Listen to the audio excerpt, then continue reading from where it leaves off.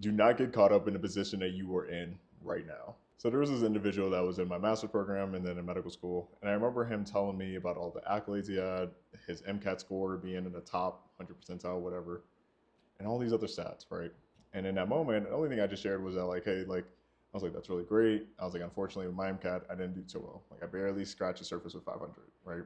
Just wasn't my timing. Who knows? Who cares?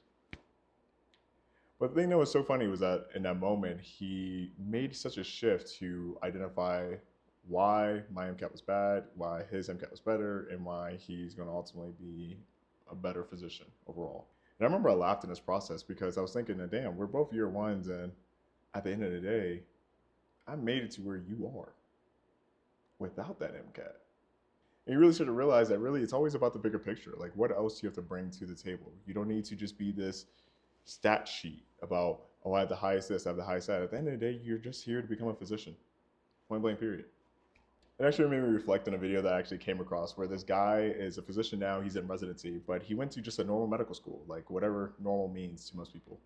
And he was just kind of doing like a little comparison of like, wow, like I'm really here with a whole bunch of like Ivy League people, and at the end of the day, they all make the same. They're all just called doctors, and they're all just called physicians. Like, it does not matter. The only thing that matters is what you actually do in your field. Are you actually a good person? Are you actually putting the time, the effort in, and the work in? And I always think it's funny because if you're in an emergency situation, let's just say someone comes in, gunshot wound, right, bleeding out, right?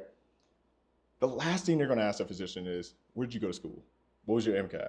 What was your step scores? The only thing they're going to say is, can you do the job? Help me, right? Like, we get into this pre-med, med mindset of like these names, stats, so forth. But at the end of the day, it just comes down to the person. I know even people put emphasis on medical schools, right? And the thing is that you should just choose a medical school that's right for you and it's the most comfortable for you. Even if there's another one that's higher up on the stat sheet, at the end of the day, you're only going to be there for about 2 years max. That's going to be really just during your didactic years when you're learning, you're studying, and then after that, you're pretty much in rotations, you're in your hospital settings, and then you move on in life, unless you're just going to stay there for the rest of your life. And really, the only tie after you're actually done with the whole process is really just going to be like, hey, can you make a donation to your alumni? Help your boy out. At the end of the day, it just does not matter. Just ensure that you are becoming the best physician or the best healthcare worker that you can be, and bring that energy to the table for your patients. Take your ass home and enjoy your life.